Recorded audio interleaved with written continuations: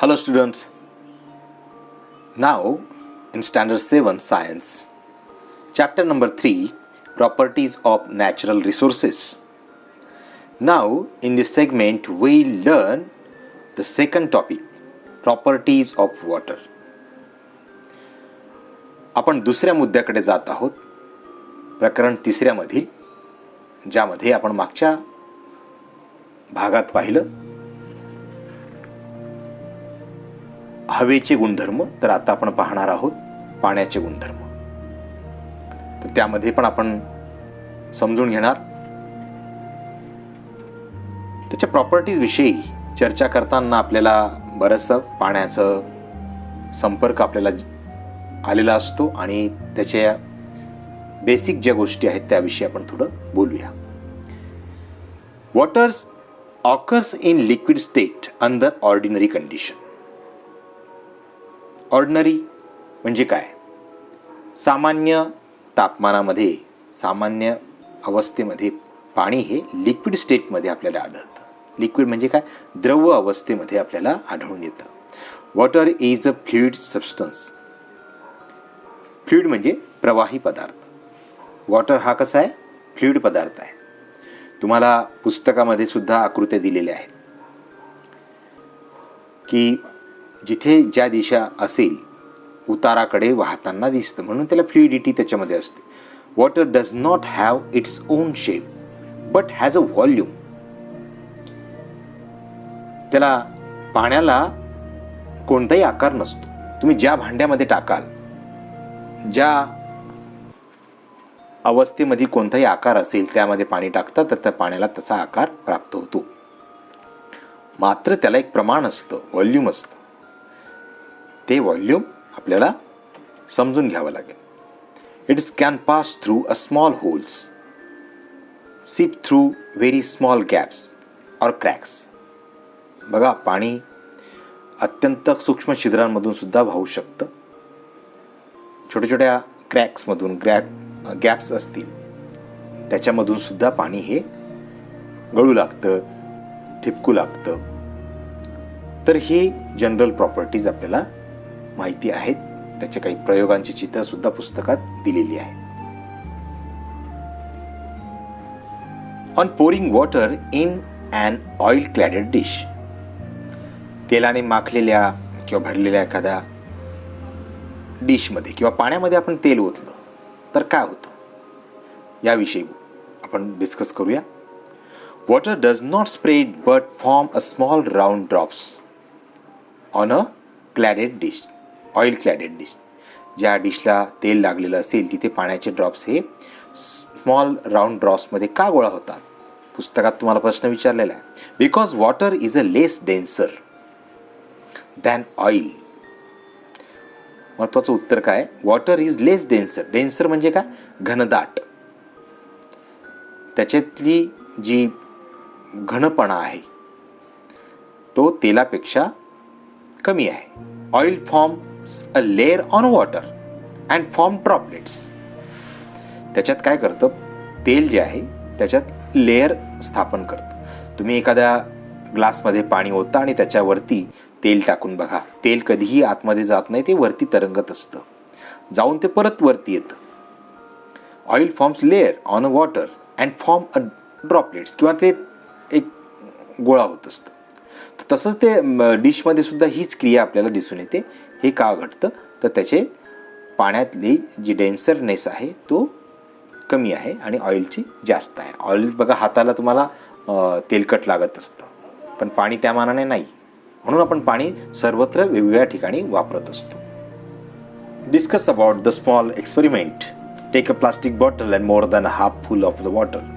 Mark water level on the bottle and keep this bottle upright in the freezer for making ice. Open the freezer after a couple of hours and observe. एक बाटली घ्यायची पाण्याने भरलेली आणि तिला एक mark करून ठेवायचं जिथपर्यंत पाणी असेल तेवढं, आणि ती उभ्या पद्धतीने फ्रीजरमध्ये, डीप फ्रीजरमध्ये आपण ठेवायची आईस बनण्यासाठी.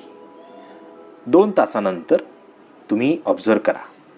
You will see that the water has changed into the ice. note the level of the ice, you will find that ice level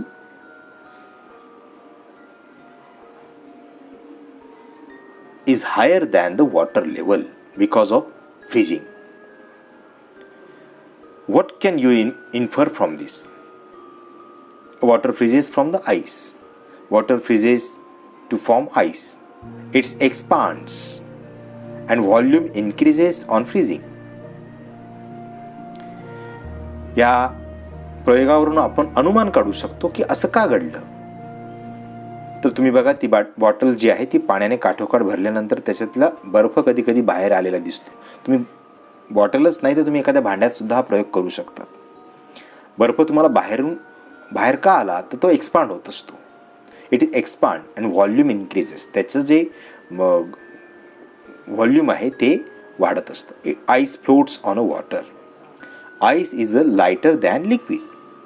हा सुद्धा एक आपल्याला जाणून घेता येईल प्रयोग. बर्फ तुम्ही बघा, पाण्यामध्ये तुम्ही बर्फ टाकला तर तो बर्फ तरंगायला लागतो. हे कशामुळे शक्य होतं? तुम्ही कोणत्याही एखाद्या ग्लासमध्ये पाणी घ्या आणि तुमच्या जवळच्या काही वस्तू टाका. तुम्ही त्याच्यात पेन्सिल टाका, पट्टी टाका, काही वेगवेगळ्या वस्तू टाका, कर्कटक टाकून बघा, किंवा काहीतरी अशी वस्तू, एखाद्या प्रयोगाचं तुम्ही साहित्य जे आहे कंपासमधलं ते टाकून पहा. काही तरंगेल आणि काही तरंगणार नाही. याचं का घडलं? याचं कारण त्याच्यातली जी घनता आहे त्याविषयी आपल्याला इथे डिस्कस करायचं आहे. Ice is a lighter than liquid. Liquid to the solid. त्याचं व्हॉल्यूम इन्क्रीज झालं. जेव्हा लिक्विडचं कन्व्हर्शन सॉलिडमध्ये जेव्हा झालं तेव्हा त्याचं व्हॉल्यूम इन्क्रीज झालं. Density of ice is less than that of the water. हे का घडलं? तर त्याच्यामुळे आपल्याला असं लक्षात की डेन्सिटी, त्याची जी घनता आहे ती घनता, बर्फाची घनता ही कमी असते पाण्यापेक्षा, म्हणून तो तरंगायला लागतं. म्हणून आईसवर आपल्याला सहज फ्लोट आपल्याला होत असतं. हे आपल्याला लक्षात येईल. तर आपण आता डेन्सिटी म्हणजे काय ते आपण समजून घेऊया. Now, what is the density of the water? Learn that the density equal to the mass upon volume. This is the formula, that is the interrelation between the volume and the mass of the substance. The space occupied by a substance is its volume. Volume म्हणजे काय? आकारमान. एखाद्या वस्तूने व्यापलेल्या जागेस त्याला आकारमान असं म्हणतो. आणि वस्तुमान कोणाला म्हणायचं? The store of the matter in the substance is its mass. म्हणून वस्तुमान भागिले आकारमान. त्याला ग्रॅममध्ये आपण मोजतो वजन. वस्तुमान म्हणजे थोडक्यात काय म्हणायचं? वजन. आणि आकारमान म्हणजे काय? आकार. Mass upon volume. Gram per cubic centimetre हा CM आहे. आकारमान, कोणत्याही वस्तूचं आकारमान जे आहे ते क्युबिक सेंटीमीटरमध्ये आपण व्यक्त करतो. पण डेन्सिटीचा जो युनिट आहे ते ग्रॅम पर CC. क्युबिक म्हणजे घन सेमी. याला मराठीत काय म्हणू शकतो? आकारमानाला कधी वापरतो आपण? घन सेमी. तुम्ही क्यूब वगैरे पाहिले असतील, क्यूब, तर ते क्यूब आणि क्युबॉइड्स असतं ना, ते त्याचं युनिट आहे घनफळाचं. तर ते gram per CC. Unit of the density is gram per CC. तुमच्या पुस्तकात आणि वहीत लिहून ठेवा. आकारमान म्हणजे ज्याला आपण त्याला घनफळामध्ये आपण त्याला व्यक्त करत असतो. वस्तुमान म्हणजे मास.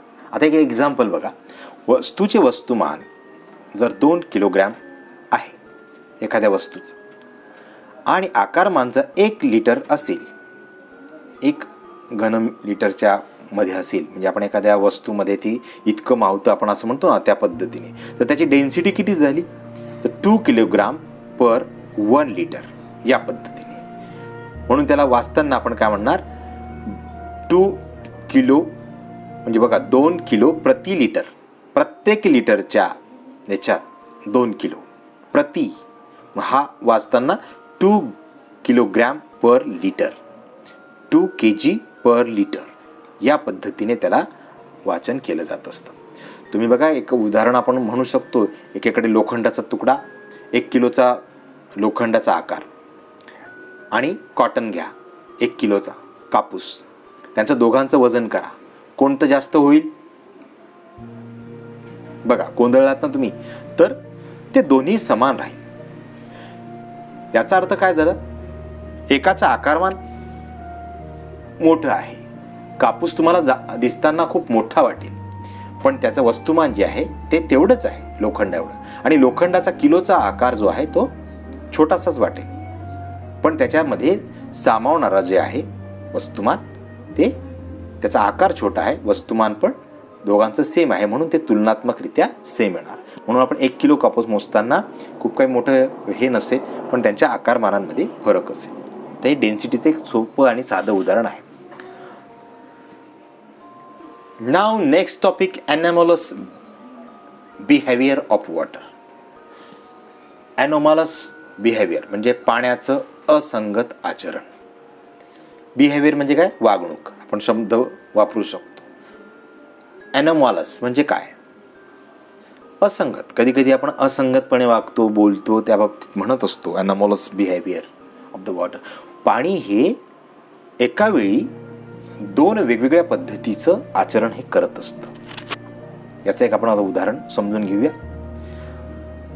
शीत प्रदेशामध्ये, बर्फाळ प्रदेशामध्ये, बर्फाच्या खाली असणाऱ्या नद्यामध्ये सजीव हे जिवंत राहू शकतात, केवळ ते ॲनॉमलस बिहेवियरमुळे, पाण्याच्या असंगत आचरणामुळे. Generally when the temperature of the substance is lowered, its density increases as the volume increases. But water is an exception to this rule. जेव्हा आपण एखाद्या वेळेस पाण्याचं आपण तापमान जर कमी केलं तर त्याची डेन्सिटी जी आहे ती वाढते, ॲज द त्याचं व्हॉल्यूम जे आहे ते कमी होत असतं. ते त्याला यामध्ये आपल्याला पाणी हे मात्र एक वेगळा रूल दाखवत असतं. काय रूल दाखवतं? The density of the water is a peculiar when water at a normal temperature start cooling, its density increases. जेव्हा आपण सामान्य तापमानावरून पाणी हे कमी कमी करायला जाऊ तेव्हा त्याची डेन्सिटी काय करते? जनरली इन्क्रीज होत असते. Like that of the most liquid, जे जनरल आहे त्याच्यासाठी. However if its temperature falls below 4 degree, त्याची जर 4 डिग्री नंतर मात्र तुम्हाला असं लक्षात येईल की इट्स डेन्सिटी स्टार्ट डिक्रीजिंग, त्याची घनता जी आहे ती हळूहळू कमी व्हायला लागेल. This means that the density of the water is maximum at 4 degree Celsius. If the temperature of the water is lowered below 4 degrees Celsius, its density decreases and the volume increases. त्याची density जी आहे ती कमी होते. 4 अंश Celsius नंतर जर आपण हळूहळू कमी करायला गेलो तर तुमच्या असं लक्षात येईल की जेव्हा आपण एखादा याचं तापमान जे आहे ते 3, 2, 1 आणि 0 पर्यंत येतपर्यंत त्याच्यामध्ये तो बदल आपल्याला दिसून येतो. It's density decreases, the volume increases. It's mean that the water expands when the temperature falls below 4 degree Celsius. This is called the anomalous behavior of the water. मराठीत थोडक्यात सांगतो. जेव्हा पाण्याच्या सामान्य तापमानावरून आपण त्याला थंड करत गेल्यास त्याची डेन्सिटी, घनता जी आहे ती वाढत असते. मात्र त्याचं तापमान जर 4 अंश सेल्सिअसपेक्षा कमी करायला गेलं तर त्याची डेन्सिटी ही कमी व्हायला लागते. This means that the density of the water is maximum. त्याचा अर्थ असा की त्याची जी 4 पर्यंत जी आहे ती त्याची मॅक्झिमम डेन्सिटी आपल्याला दर्शवत असतो.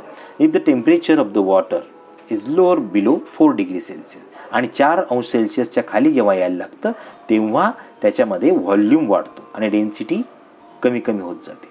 ॲक्च्युली हे उलट व्हायला पाहिजे होतं, पण हे या पद्धतीने होतं आहे.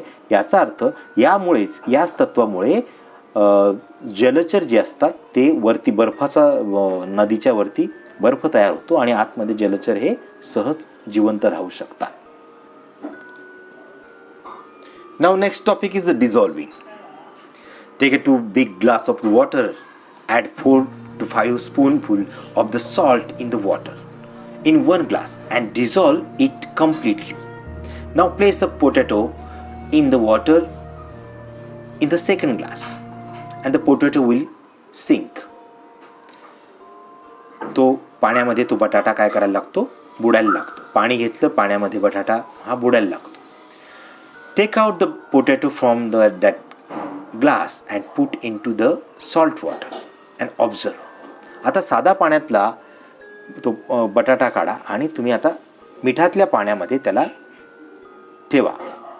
The density of the water in the glass is greater due to the dissolve salt. महत्त्वाचा मुद्दा आहे. आता इथे काय झालं, पाण्यामध्ये आपण मीठ टाकल्यामुळे त्याची डेन्सिटी वाढली. 2 ग्लास घेतले, त्या 2 ग्लासामध्ये एकात पोटॅटो टाकला, तो एक बुडून गेला आणि दुसऱ्यावर मात्र तरंगतोय. हे का शक्य झालं? The density of the water in that glass is greater due to the dissolved salt. The potato floats in that water because of the increased density.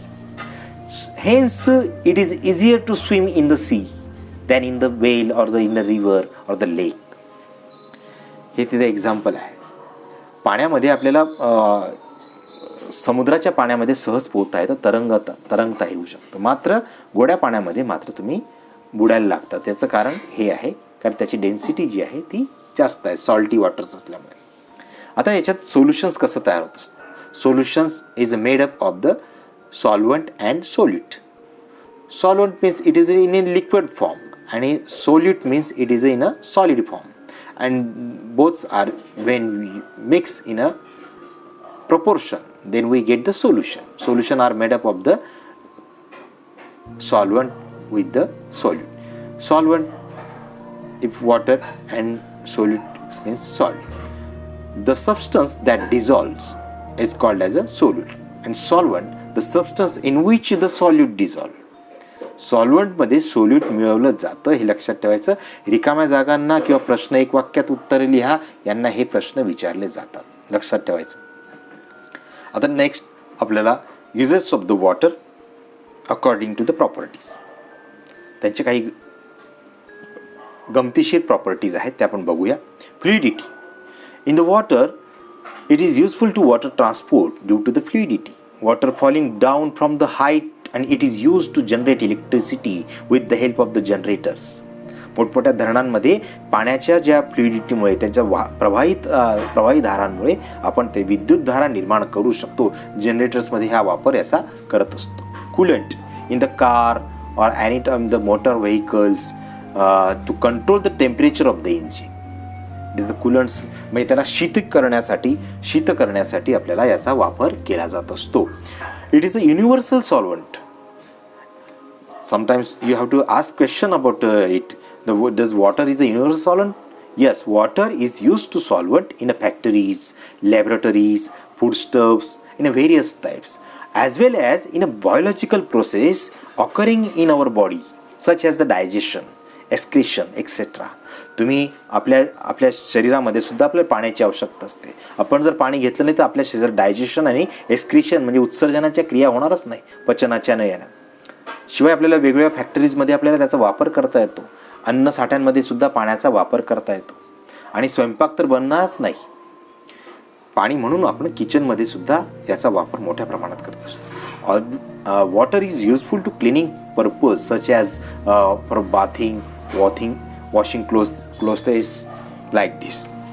This is the all points we have take here, that is